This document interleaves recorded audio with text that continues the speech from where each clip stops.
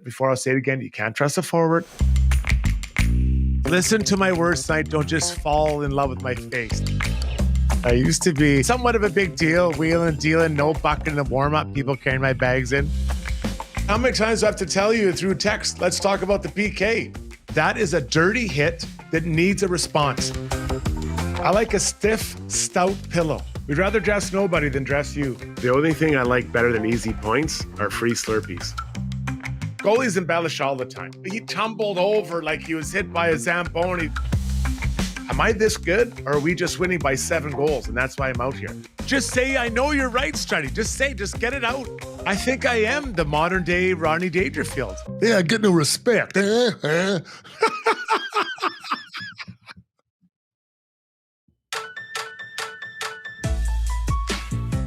now, Weiss Johnson presents Struddy's World.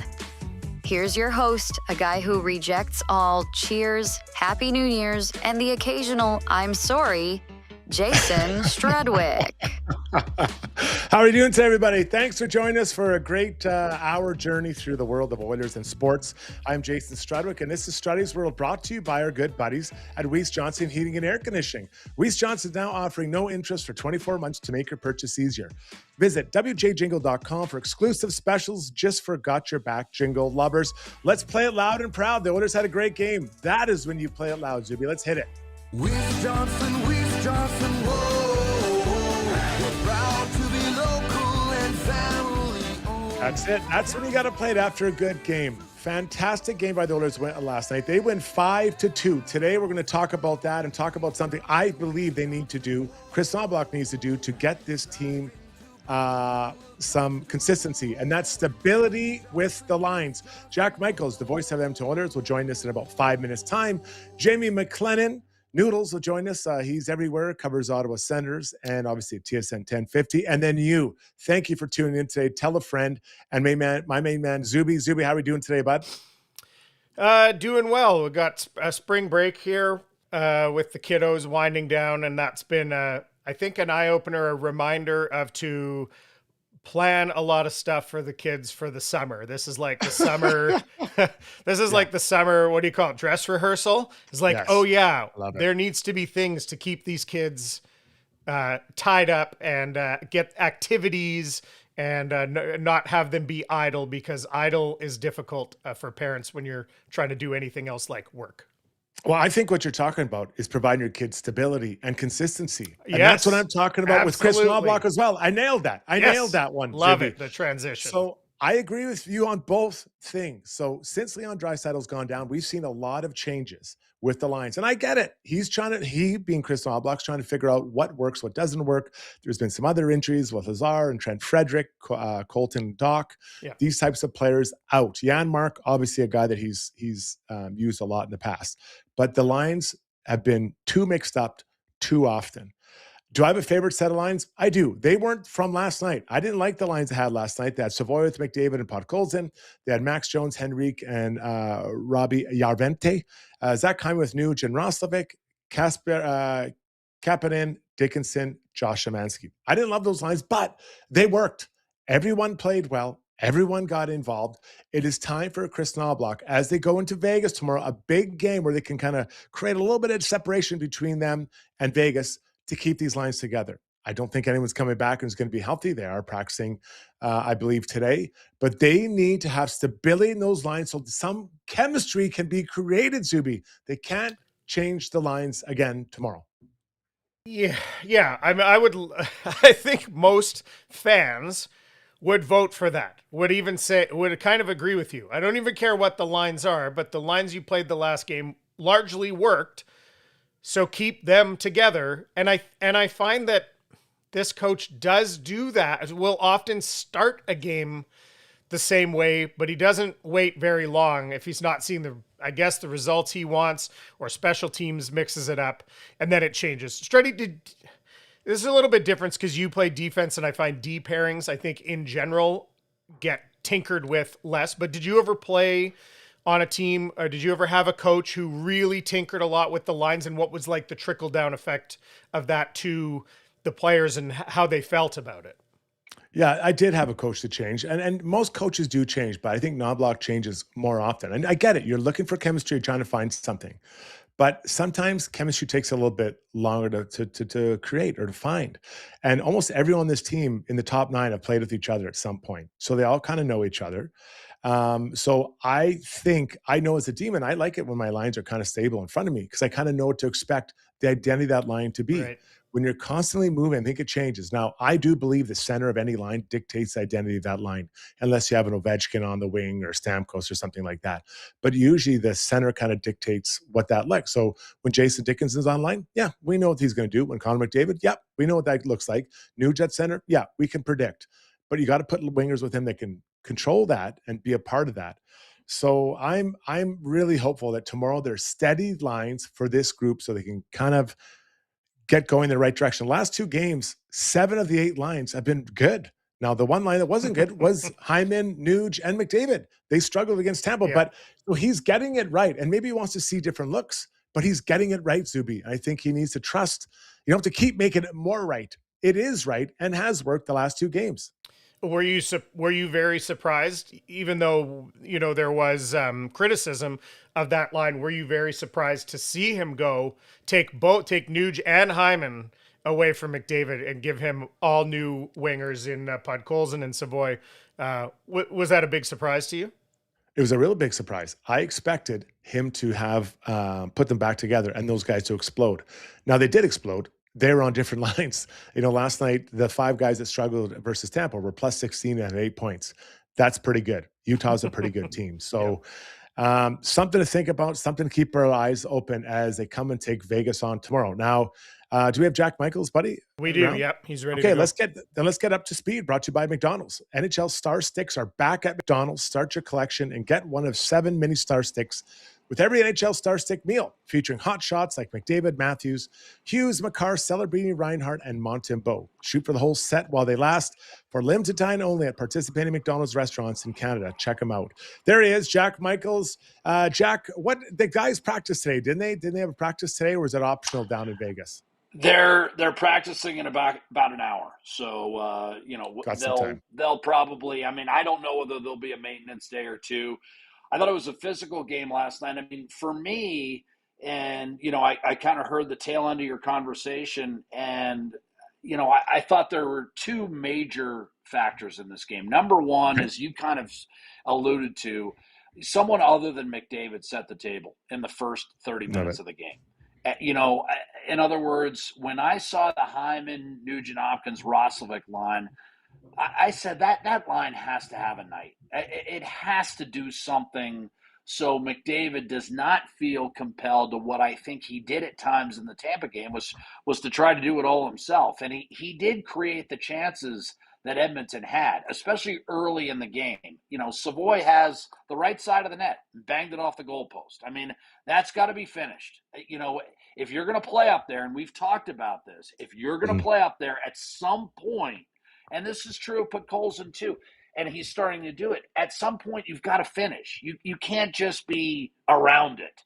That eventually has an expiration date. And so I thought that line needed to have a night. And I know Savoy's goal came shorthanded, but Nugent Hopkins was the trigger man on Roslovic's first goal, and obviously a dart from Bouchard to Hyman set up Roslovic's second goal. Yes, McDavid ended up scoring twice, including the game winner, hit all those milestones. That was great, but I actually thought he had a peripheral part in the hockey game. For me, the biggest thing was what they did early. Hyman, 5 hits in the first period. Dickinson, a big hit right off the bat on McBain. They also got a break when McBain crashed into his own line mate, and Barrett Hayton, who was going to be the shutdown guy for that first line, is lost on the first shift of the game.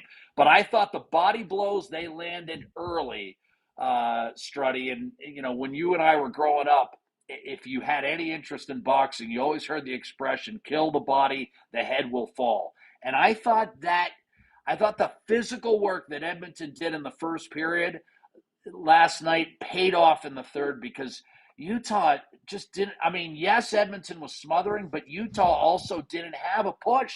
They didn't have anything left in the tank, and I think the physicality early paid off. I mean, Utah went 15 minutes with one shot on net in the third period of a game where they were trailing by 2. That's pretty good work. Yeah, it was unbelievable. I love that you bring up that physicality because I feel with Dickinson and Murphy, they're noticeably bigger. And with Colton Dock, when he was there, the three of them definitely provided more physicality. So when you're there, do you see them? Do you feel like some of the mainstay Oilers are like, hey, these guys are being physical. We can join in on this parade and kind of get there a little bit more. You know, specifically a guy like Darnell Nurse, who is so intimidating when he has that swagger. I think that's when he's at his best. Well, to be honest with you, I actually think it almost flipped in reverse. I think the seeds of this were actually planted in Dallas, where McDavid ends up getting involved and McDavid ends up having enough and jumping into a pile. I think, and maybe the game was different when you played, but I'm wondering whether there was a time where, tough guys and guys who have that role, it's almost embarrassing when the captain or the best player takes that step in a game. I maybe embarrassing is too strong of a word, but my guess is when you played and you saw one of the skill guys getting into the rough stuff, you're like, okay, maybe that's a message. We've all got to get involved. I think the Dallas game in Dallas was the nadir for this hockey team, Tristan Jarry, the lack of physical engagement. I think from that point on, they've been better in that regard. I do think Florida landed a couple of big hits early in that game.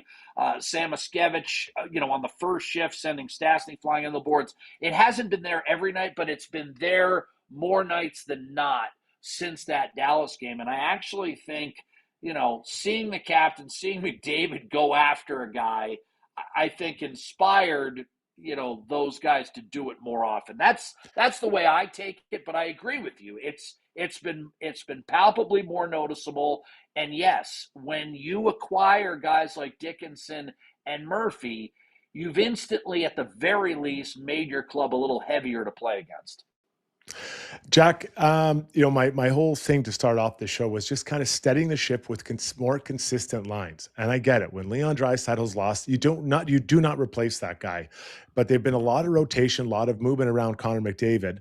We're not sure what they're going to do tomorrow in Vegas, but what would be your thought? What is he looking for when he moves the lines? And do you think that maybe more steady lines heading into Vegas tomorrow would be something that would be good for this group?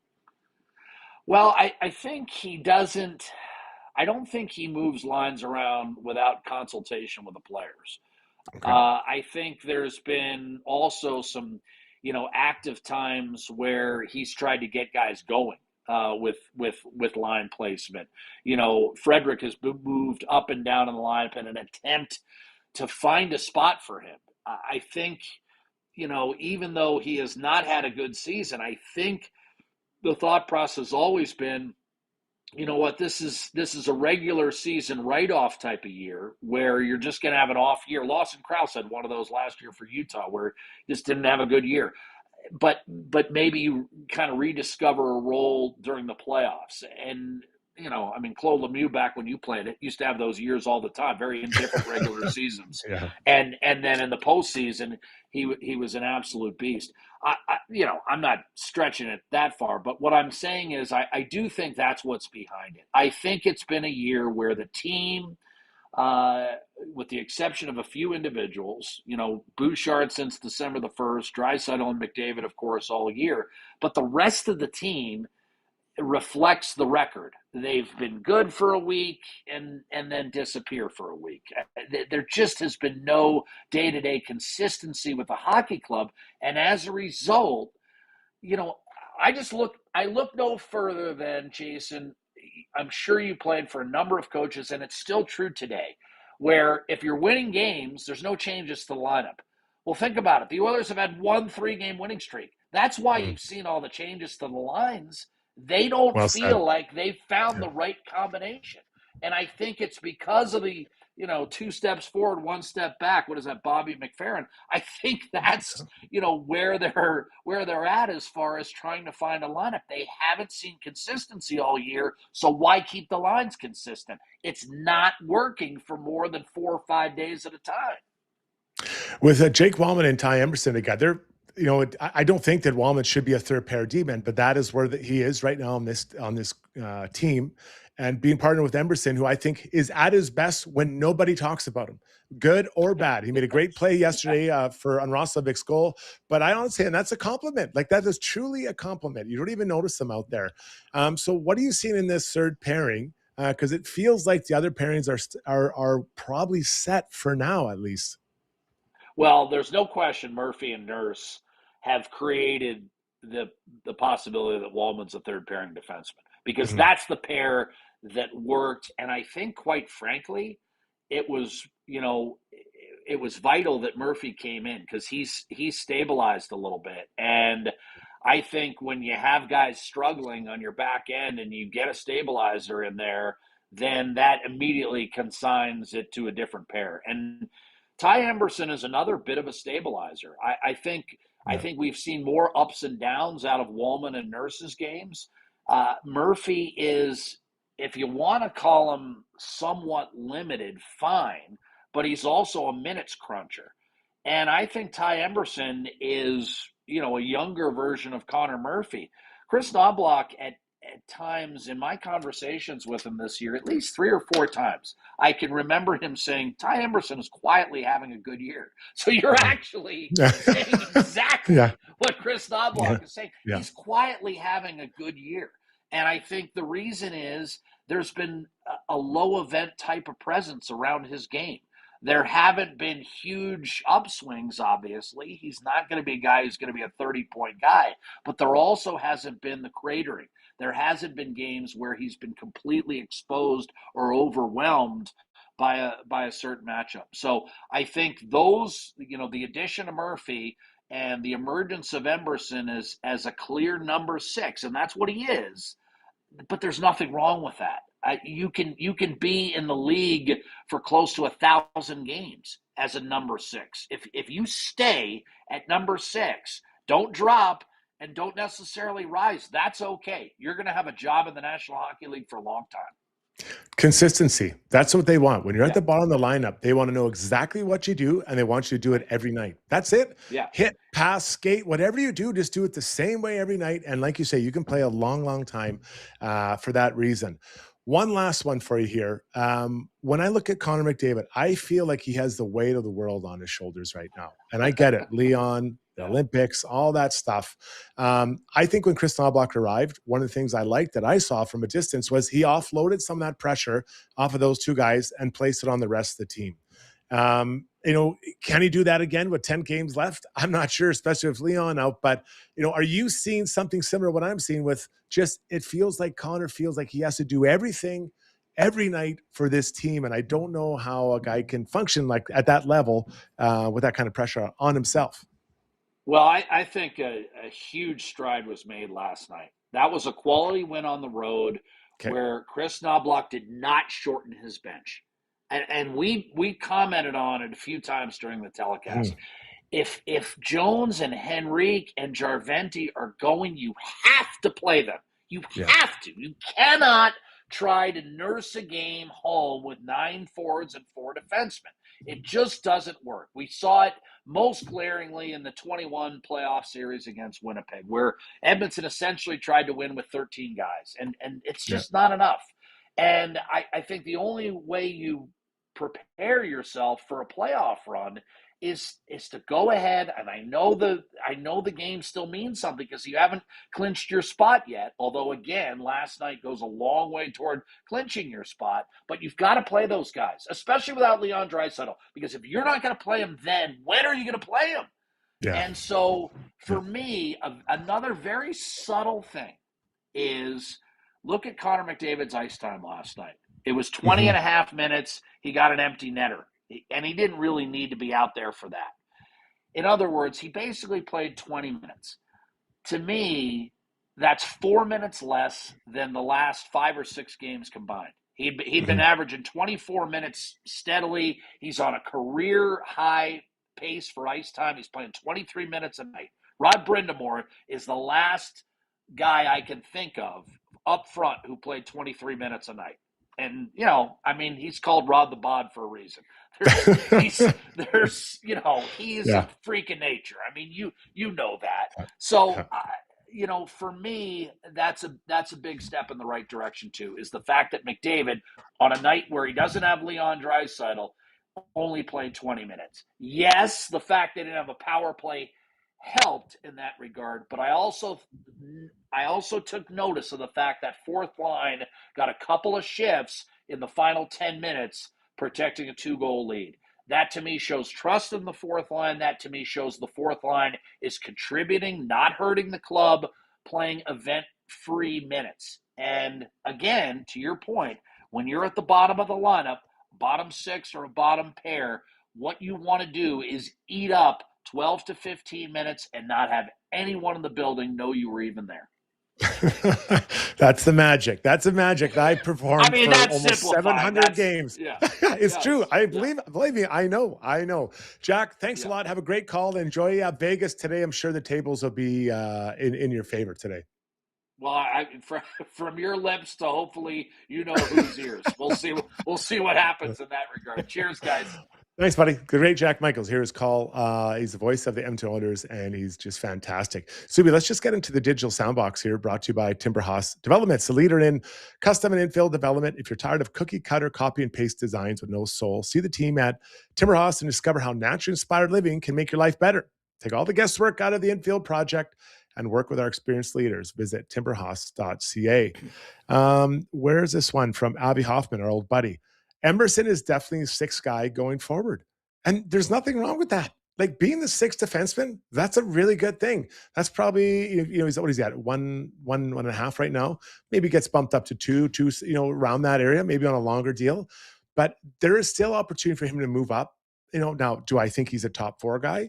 I don't know if he has that, definitely not a top pairing. Could he become the fourth guy? Maybe.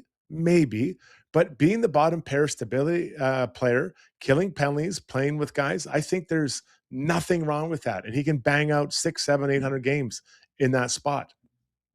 Yeah. And to be looked at or considered to be like you referred to him as being like a steadying force, I think that's a pretty good position to be in as a sixth defenseman who's seen as a guy who's going to steady a pair. I think he'd take that.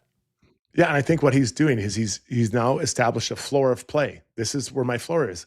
But in season, out of season, work on your game to add more elements to it. I still think he can be a bit more physical. I really do. I think that was something he has, but he's not run out of place for hits. So see if you can add that. Can he add a little bit more passing like he did yesterday on the Roslovic goal? Like those are things. Now you've established a floor. Let's build from there. And I think that's huge for him and the Oilers because his coming on is really important.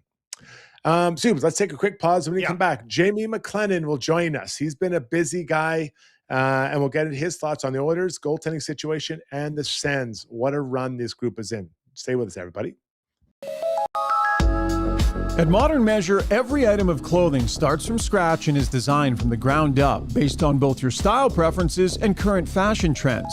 Their clothing is fully designed to give you the exact look you're looking for down to the smallest details and customization. The Modern team will work with you to make sure that you not only look and feel great, but make the most of your investment. On the ground floor of Edmonton Tower downtown, Modern Measure.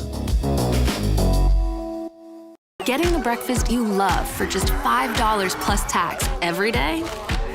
That's not just value. That's McValue. Get $5 McValue breakfast meals every day. Dennis here from Weiss Johnson. Are you looking to get into the trades or have a kid graduating high school wondering what to do? Weiss Johnson is looking for career-minded people to work for us. Opportunities truly are endless. Become a service technician, gas fitter, refrigeration technician, install residential or commercial heating and plumbing systems, fireplace installations or service, duct cleaning. We are the company where you can learn all aspects of the trade and pick which career path to take. We have an awesome benefits package and offer school reimbursement too. Visit wjcareers.com today.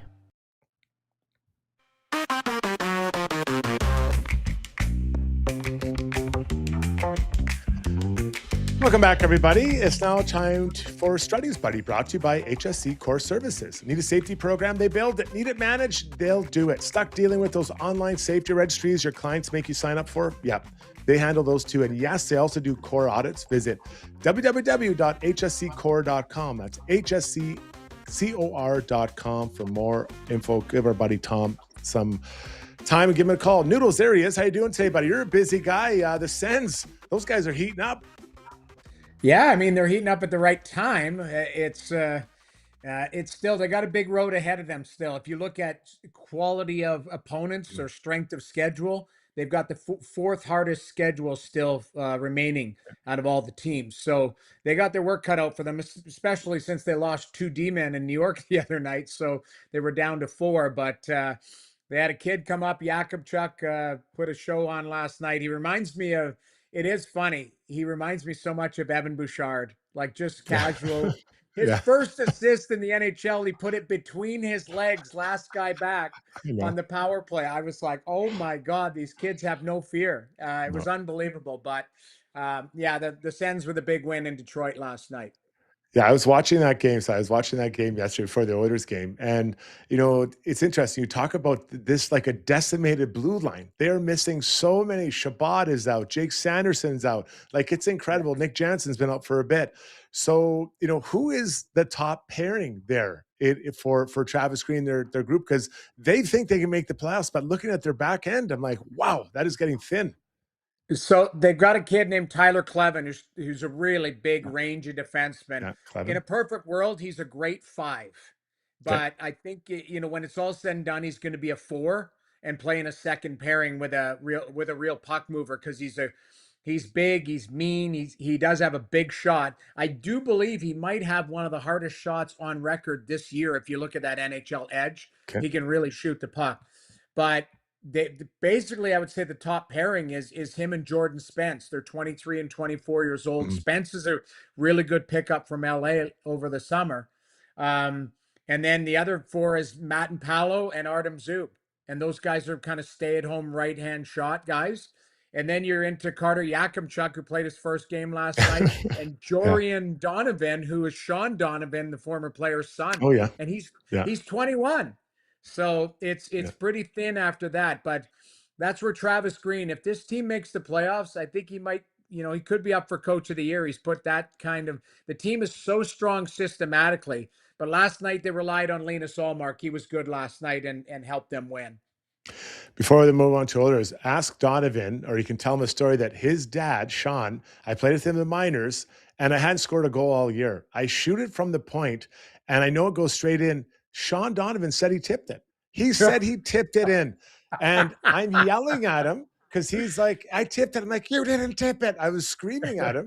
Everyone's yelling at him. And we all go to the bench and everyone's still yelling. He's like, I swear I tipped it. I didn't. So you tell his dad he's a sniveler, and he sniveled a goal against one of the great offensive players. Did he do the Gilbert Dion skates out of the pile pointing to himself? Like, I remember Mark Bergevin said there was a story, he played in Tampa, he shot it towards the net, and Chris Conto said it hit his foot, so he started limping out of the pile because he wanted the goal. I mean, these guys nowadays, there's radio replay, so guys can't lie about it. Back then, you're right. Guys were sniveling points left and right, talking to the ref on the way to the scorer's box. He's like, hey, I touched that. Yeah. Unbelievable. So Sean Donovan, I hope his son is more truthful than that guy. So Noodles, let's focus here on the Oilers. Tristan Jarry hadn't played for a while. What would he have spent his time doing, preparing or reloading, preparing, whatever? And then what did you think of his outing last night versus Utah? Okay, so you know, I'll work backwards. I thought he looked good. I thought he made a couple really good saves at the right time. And that's what you need. You know, even the power play goal against, I didn't love, because that comes hard off the boards, and he tries to go paddle down, it slides underneath. He kind of had some tough luck on the goals against, but it was a weird night when you look at the bounces that both teams and both goalies were facing. I'll say this. Isn't it amazing a goaltender can look decent when the team isn't giving up crazy chances against? Yeah. Like the team was blocking everything. They looked determined to play a tight game, and they still got 5 goals. So that's the crazy thing. That's what Chris Knobloch should be saying to them is, look at how well and detailed you played, all 4 lines, all 6D, and your goaltender, and you still scored 5. So, you're not going to have that every night. But I like Jarry's game. I thought he looked in control. I thought he looked calm. Did he get a couple bounces? Yes, got a couple posts. There was one that got batted out of the air that went over the net. But, sometimes a goaltender needs a positive bounce to go your way. And that's going to go a long way for his confidence. And working back from that, Struddy, I think when you're not playing, you take a look at your game and you really break it down to the studs. How am I moving in the net? What is my positioning? Do I get back in shape? Like, keep in mind, you're playing every second day. It's a pregame meal or it's an off day. You got to get into shape and be ready from a systematic, like, stylistic play. So do what you do well. And I think Jarry's a big guy. I do think he has pretty good lateral movement for a big guy, square to the puck. So that's what you work on with the goaltender coach. It's just drills that are game-like, but that break you down to the studs and build you back up and help, add. I always say every goalie's got a toolbox, and you add what's good in there, and then you try some things and you throw some things out that just don't work for you. And to me, it's building that toolbox back up, and then it's between the ears. You got to be mentally sharp and ready to roll. And I liked this game last night. I'd still go with Ingram tomorrow, but it doesn't mean that Jarry can't come back right away in the next game. You could kind of go back and forth with them and get them both confident as you battle for the playoffs. Yeah, so that's where I want to go. So you say you play Ingram tomorrow. I actually said I'd go with Jarry because I want him to feel like he's building off something and get it going. Because I think they need both goalies moving forward. Because let's say you play Ingram tomorrow, you're probably going to play Ingram again against the Ducks on Saturday, and then you've got Kraken Blackhawks. So you're maybe looking at 2 or 3 starts till you get Jarry back in, who you're probably going to need at some point. So it's a mental thing more with Jarry or more with Ingram that you think Ingram should go tomorrow? The reason why I would say is it's a big game against Vegas. Like that's a statement game. Vegas is hemorrhaging, is leaking oil.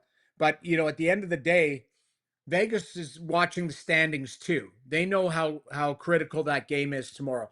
I think you go back with Ingram, but then you go back to Jarry on the weekend. Like, I think you could almost go back and forth. And the reason being, Struddy, is something to build on. And you go, okay, Connor, you're going tomorrow. When do they play? You said they play Saturday against Anaheim, correct? Yeah, 2:00. Yeah. So okay, Tristan, you got that game. Now keep in mind, it might be a game that you go, Tristan, we want you to get back on the horse, because wasn't that where all hell broke loose? That was the game, right? It was. Yeah. So to me, again, this is my weird thinking. It's like, this is where it came off the rails. Go put it back on the rails at the scene of the crime against the team, right? And maybe Tristan would have a little burr in his saddle and say, I want that game. Give me that game. I'm going to make for amends. Like, I don't know how he's wired, but I just know I never had that. I played with fear my whole life because I knew what I was. Yeah. But I look at guys that were like, bring it on. Jonathan Quick, I hear story after story about Quick. He's like, I don't care about goals against or anything. I want to win the game, and no challenge is too big. And to me, that's what I want. So again, I think all these games are so critical right now, but I'd like to see Jarry get games, but I'd also like to see you're keeping Ingram. You kind of got to make sure he's lost a couple in a row, and you've got to build him up too. So I think both of them, you could kind of go alternate back and forth and just see how it unfolds here and get them rocking here in the last 10 games. Unfortunately for both the Oilers and Vegas, their goaltending has not been the level they probably wanted. In Vegas, if you look at just some of the stats, they're actually below the Oilers.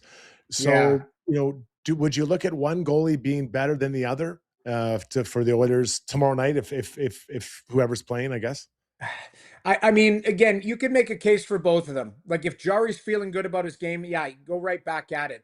But Ingram, I look at it and it's almost like, okay, if we've found a template here, and believe me, they've been wildly inconsistent. So who the hell knows what you're going to see tomorrow night. But if they can go, this is how we played in Utah. We want to bottle that up and put that into Vegas. Now, they didn't get a power play, so that, that's going to add to maybe how things look. But I look at it, to me, you could give Ingram that type of game and see if he can stabilize back there. I've liked Ingram's game because it's consistent. Struddy, you and I text, and like, for me, he looks the same, no matter if he's giving up 5 or giving up 2. And that's a good thing. There's consistency within his game. It's like, this is what he is. And I was looking at it this morning, analytic wise. I think we have to, as fans and in media, we have to reset our thinking as to save percentage. Because if you look at it, the top save percentage in the league is like 908 right now. Like, it's not 925. Yeah. the medium, if there's been, let's call it 70 goalies that have played this year for the teams, there's been more, but let's just say you take halfway through, we're looking at 890 as a save average league, save percentage. And I know people look at goals saved above expectation, but I think people have to reset going, if you could give me league average 89 or better, if you can get to 9 out of 10, that's the goaltending you need. So I'd go with Ingram tomorrow and give him an opportunity, but they know how big of a game this is. This is a big, it's a massive game head to head here against Vegas. And believe me, if you think that Vegas is just going to be a crappy team because they've been struggling lately, then you're not ready to play. And I hope that Edmonton doesn't take them for granted. Yeah, and they can't. I mean, they haven't been very good either, right? Consistency has been an issue for them. Noodles, thank you for this, buddy, and we'll see you soon. I think you're doing maybe Got Your Back on Saturday night. Yes, I'm looking forward to it, right? I'm calling a game in Tampa, going back to my room, watching the Oiler game, and then I get to be on the show. Hardest working guy in the league. No one works harder than you. Well, maybe Zuby, but that's it. Somebody has to pay for pop and chips. They're very expensive these days. I love it, buddy. Talk to you later. Take care. That was Noodles. Sorry, what a guy. I mean, the guy, he never stops working. Every time I call him, he's fine here. He's fine there. He's working this team, working this guy. I'm like, man, it's insane how busy this guy is. And with pop and chips coming through the Strait of Hormuz, I think that's really put a strain on things as well. I was just looking. You want to talk about the hardest work? So let me ask you 2 quick questions about Noodles. I could have kept him around for this. Your one game you played with the Islanders, your very first NHL game, he was on that team. Did he start that? Did he play that game? I don't think so. Okay. I don't think so. Yeah. He only played 13 games that season. Yeah. So who knows? He could have been not even on the roster, but you guys crossed over there officially with the Islanders. Yeah, that's where, and he came down the minors, I think, that year and played with us. That's where we knew each other a little bit in Edmonton, but then we hung out together and he dragged me down a few nights, so made me make some bad decisions. And that's where we became fast friends. Okay, and let me tell you this. If you didn't know this, so I was looking at Noodle's stats. So in 2000, 2001, that was the most games he ever played. He was the 1 year he played in Minnesota. He started 37 games. Listen to these numbers. His record was 5-23-9. So 5 wins. Now, obviously, a bad 2. We're not putting that on Noodles. He played half the season. 5 wins. That's not going to be a good team. 5 wins in 37 starts. His average was 2.64 and his save percentage was 905. Yeah. And that was still only good for 5 wins. Oh my goodness. That must have been rough, tough sledding. Was that with Minnesota? Yeah. Yeah, they couldn't score. They were horrendous. They were so tough. But they couldn't score, if I remember correctly. Was that in Jacques Lemaire era of trying to win every game 2-1? Yeah, he wanted to win 0-0. He wanted to win. That's what he wanted to win. That was a win for Jacques. He was a good coach. Yeah. But 0-0. Love it. Okay, let's take a look at what's going on around the world with some Playing the Field, brought to you by Modern Measure. Graduation and wedding seasons are officially here. Modern Measure offers fantastic promotions to not only help make your big day a special one, but also helps your wallet. Design your custom-made and measure suits and customize it just for you. Visit mdrnmeasure.com. Zuby, I'm fired up, man. First day of baseball. Mm-hmm. Unfortunately, you have to wait for the Jays. The Jays don't start till Friday, I believe. Yes, that's Friday. Right. Yeah. And they are at home taking on the Athletics. So listen, I'm just excited about it. I love talking about the Jays. They do have some issues, like Bieber's out, Barrios is out. With some different ailments. So it gives other guys like Scherzer a chance to pitch, Lauer, another guy a chance to pitch. So we're like, why do they have all these arms? Well, all these arms aren't maybe healthy yet. So, they had maybe 8, 9 starters. Well, they're down to 5 now. And these guys are going to get a chance to pitch, which I think is going to be so much fun. See the new lineup. I'm jacked. I wish the Blue Jays started today. Yeah. They don't, but man, 48 hours and we'll be watching Blue Jays baseball again. Yeah, I think the way the rotation is sort of the biggest question right now. I mean, as far as bats goes, obviously they lost Bichette, but they got Okinawa. Shoot, I'm going to get his name wrong, but because I don't have it in front of me. But the batting, their offensive capabilities haven't really taken a hit, but the rotation, I mean, Scherzer's starting in the rotation, right? Like he's starting as like the 5th guy in the rotation with Yasavage and Bieber not ready to go. They added this Cody Ponce from the people are very high. Like it doesn't seem like it's just the Blue Jays that thought this guy being the MVP of the Korean League was going to come back to MLB and have an impact. It seems like they've liked his spring training.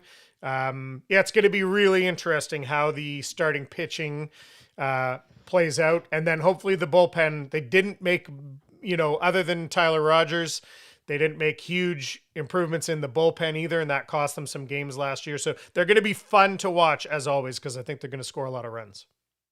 Yeah, I can't wait. I can't wait to see how it comes. And Vladdy seems to have taken another step. As far as his play and what he did last year in the playoffs. Can he keep it up all season? I don't know, but I'm going to be checking it out because I love the way this team's playing and hopefully get these arms back at some point for sure.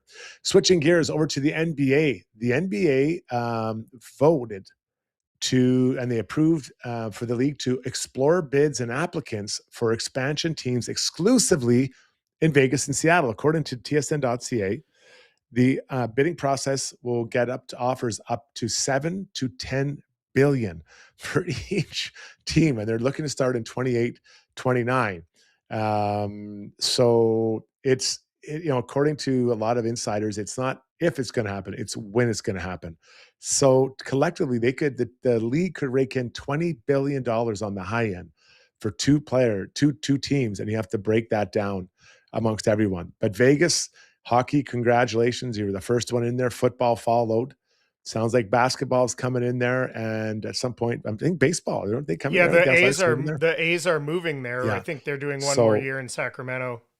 All 4 teams moving there. So it's 34 teams. Yeah, I guess. And are there enough stars to go around? There's definitely money to go around, Zuby. Well, I think they said basketball only has 30 right now, and that would get them to 32, if I'm not mistaken.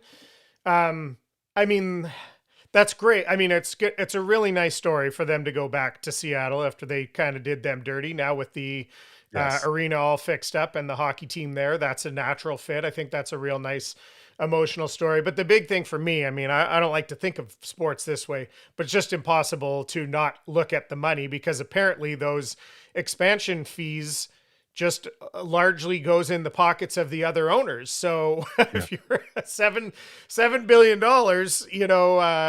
it's a pretty nice little payday for all those other owners. I'm sure there are other factors of why another owner would say because of something too close to their market or, diluting the market or whatever, that there might be objections to it. But I don't know when they're showing you a check that big, even for those guys, I'm sure it's hard to say no to. Yeah. Well, I mean, if there's 30 teams and let's say you get 20 billion, what is that? That's like 600, 700 million each. Yeah. That's what they're saying. Yeah. It's incredible. Absolutely incredible. And finally, March Madness rolls on. And last year I was thoroughly embarrassed with my bracket picks. This year I did only the favorites in every single matchup. And I believe, Zuby, I should be proud as we take a look at where we are as they're down to 16 teams. Yeah, and you're well alive here and in the hunt, Struddy. And I had been running in first. I've been just overtaken by Tyler, whose team name is Thunderstrud, which is pretty good. But he's got Duke to win it all, and I've got Arizona, so we've got a different potential champion. And then you're tied for fourth. You also have Arizona to win, but there's some. I mean, I don't know our exact bracket, so you could still we're close. The difference in points is. I have 50 and you have 48. So there's plenty of room, I'm sure, in there somewhere. The only lots of people are Gonzaga, lean into Gonzaga. A few people took Ronnie Oceanfront, had Gonzaga as his eventual champion. They always seem to disappoint. Kansas and Florida are kind of the big names that have been knocked out, that have busted a few brackets. And guess what? Way down there at the bottom, Schauger is in dead last, but he's got Connecticut, maybe a not very likely champion, but if they were to pull it off, he might be able to pull it out because nobody else has that. So Schauger dead last, but not out of it. That's it. Shaggy, obviously, it's not his sport. Let's just be honest. No.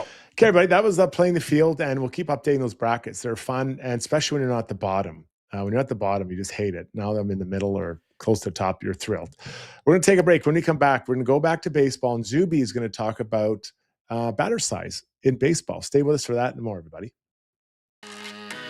Beautiful fences exist. With a wide range of styles and colors from wood grain to white, DLR Vinyl products can make your fencing project pop. Because summers are for chilling and grilling, not sanding and drilling. Go vinyl at dlrvinylproducts.ca. So at Timberhouse, our guiding philosophy is naturally inspired living. We believe that through design, we can solve problems and enhance people's lives. We follow biophilic design principles in all of our builds to incorporate natural materials, natural light, to enhance all the spaces in a home. When you have your space perfectly reflect who you are and what you value, and it's made well, we think that that just leads to better living.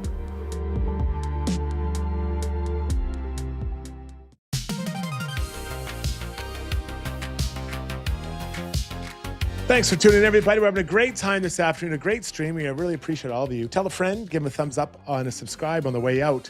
Now it's time for Zuby to shine. You know he loves the spotlight with Get Off the Fence, brought to you by DLR Vinyl Products. As Alberta's #1 vinyl product supplier, DLR offers top quality materials to build a fence or a deck that won't rot, fade, or fall apart.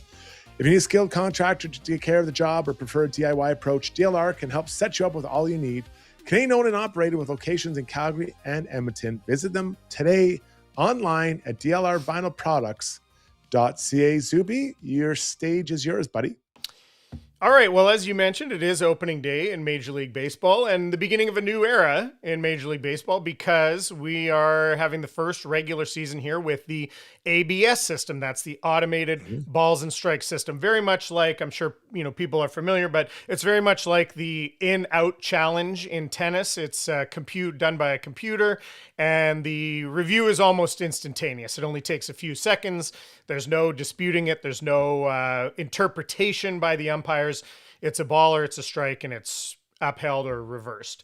But this is the new ABS system, but there was a previous system that they had, which I think might have been a BS system. And that BS system was the BS of how players reported their heights. Now, Struddy, when you played in the NHL, were you ever measured? Was your height ever measured? Oh, yeah.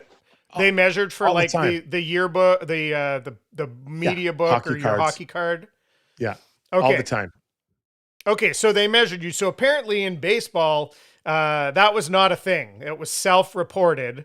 And no. Yeah, that's what they say. And so the reason why this is a point of interest now is because the ABS system is proportionate to your height.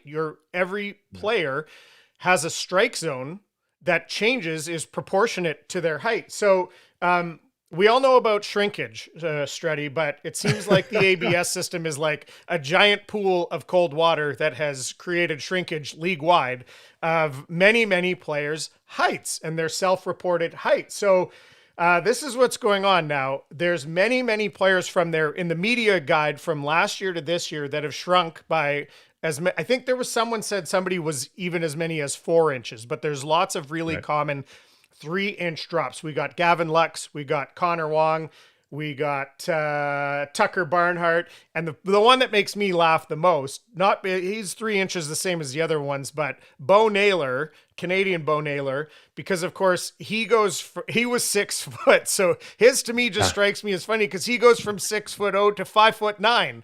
And I don't know why that seems like even like a bigger drop. I don't know why, but that one kills me. But Alex Bregman, Bryce Harper, Vladdy, George Springer, all by 2 inches. These guys are all going down in their listed height by 2 inches. So it's actually, this is just an unusual time because now it's an advantage. I mean, they're measuring them, so it's all completely accurate, but it's actually an advantage in a way to be shorter because your strike zone gets smaller. What do you think of this? This is it's really interesting. I was reading up on this the last couple of days, and the one thing I noticed that they did talk about that depending on how you bat. Now, some people, they crouch down more, right? So they get down low. So if you're a taller person, you crouch down low, the ABS will still recognize your strike zone as if you're taller. So now your strike zone might actually be a little bigger because you're let's say you're 6'3" and you crouch down and you're deeper than a guy who's maybe 6 feet. Well, your strike zone now is still extended because you're 6'3" and not 5'10". So they've got to work this out and figure out how it looks. And then everyone's worried that there's teams are going to figure out a way to, cheat the system or to manipulate the system. And I don't know how that would be or how that'd look. But I don't like this at all. I want there to be human error behind there, the umpire. Now, just so people are clear, every team has 2 opportunities to challenge it. And it's the player, the pitcher, or the catcher. Just 2. And if you use it and it's not successful, boom, you don't get another one. They're roughly rounding around like 50%, I guess, roughly for correct, very roughly. So, I wonder who will get the opportunity. Who do I trust to do it? And then do you just burn one because you're pissed off? But I actually thought it'd be higher than 50%, Zuby, because these guys, they should know that strike zone and they should know where it's at. But it's interesting to me that even when the pitch goes by them, that they don't really recognize whether it is a strike or not. In that moment, it's hard to tell. Yeah, I am largely in favor of it, but it's the same for me as like offside review in the NHL. I want them to get the ones that are clear misses, not the one that's a fraction, or I don't care as much about the one that's a fraction of an inch. When it's a huge miss, those are the ones I want to see corrected. So what I would say again is, at least with ABS, it's very fast. So it's not a 3-minute on ice review to determine 1 inch, an inch with a puck is different than an inch with a baseball in a strike zone. But I like the speed of it. I like the accuracy of it. And I like that you have to, whichever of the 3 positions you want to challenge it from, it has to be immediate. You can't confer with the dugout. And there was a guy in a preseason game the other day, even he was mad. He flipped his bat and then he went, and he forgot and wanted to challenge. And they said, no, it's too late because you already I think had it's 2 seconds. Yeah. Isn't it 2 seconds? Yeah. And what they're delaying it on TV and stuff. They're delaying it so it's 5 seconds. They can't show where the strike zone is, or 7, so teams can't manipulate it.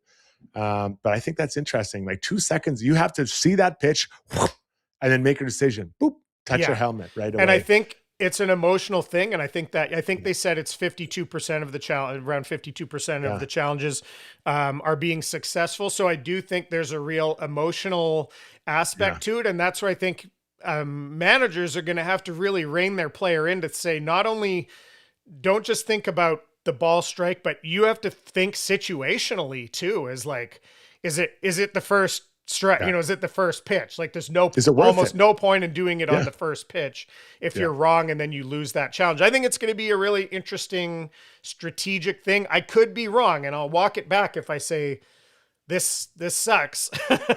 This is ruining the game. I will be the first one to walk it back, but I think the added level of accuracy is helpful. And I think they've hit the nail on the head with the way they're implementing it. And just a final note, it takes about 13 seconds to check it. So it takes the refs 13 seconds to open the door of the penalty box in the AHL to review, let's say, offsides. Yeah. All right. Great stuff, Stu. We loved it. Great stream today. It's now time for Ask Struddy. If you've got questions, I saw a couple poking in there. Fire them in now. We'll take some and get you the answers that you need. Okay, there was some discussion about the lines. Mr. Hams, I'm not sure who he was responding to here, but he felt like Podkolzin didn't look great on that top line. And I know there was a little bit of sentiment regarding that as well on the stream last night. So if there was one tweak you were going to make in these lineups, would that be it? And who would go there? I'm flipping Hyman and Podkolzin. That's what I'm doing. I'm putting those two guys. I think that, I mean, the line worked pretty well. Obviously, Roslovic's line with Nuge and Hyman, but I like Hyman beside McDavid. He understands him and plays well there, and I think Savoy is understanding how to play there as well. Not that Podkolzin can't, but I think Podkolzin is better suited with Leon and or Nuge. So that's what I would flip. That'd be the one flip I'd see in this lineup. Nate Hay says Knobloch needs to keep Roslovic with skill, needs to be on power play 1 as well. I think you were advocating for this. Would you like to see him there, especially while Draisaitl's out? Yeah, and as soon as Draisaitl came out, I think both Brownie and I said it should be Roslovic because he's a shooter. And that's nothing against Savoy. He can also shoot the puck, but he doesn't shoot it like Roslovic. They need people there that can replace what Leon does as far as attitude. And Leon shoots pucks. This guy does it as well. So I would put him in there. And yeah, he needs to play with skilled players. I get it. There's no doubt about it. But, when everyone's healthy, he's probably beside Leon. I think I'm guessing if it's Roslovic, that is. All right. Speaking about when everyone's healthy, D. White wants to know, when everyone is healthy on the Oilers, is Henrique playing? And let's talk about this maybe in terms of context for the playoffs as well, and I haven't gone through the Oilers line by, player by player for the salary cap, but the salary cap is in play in the playoffs starting this year. Is there a chance Henrique becomes a casualty of that? I haven't done that either. I think that they can figure that out. I think I think that if they're going to have him here in the regular season, I think that everyone could play. So I'm guessing in the playoffs that'd be fine. Here's what I'm worried about. I believe Henrique will start as the fourth line center as the playoff starts, and then they'll see how everything goes, not just with him, but with his team and with his teammates, everything like that. I like the smarts of Henrique, and how much I've advocated for this player. Yeah. I think since his return, I think he's finding more opportunities to impact the game, and so I think he starts game 1 of the playoffs.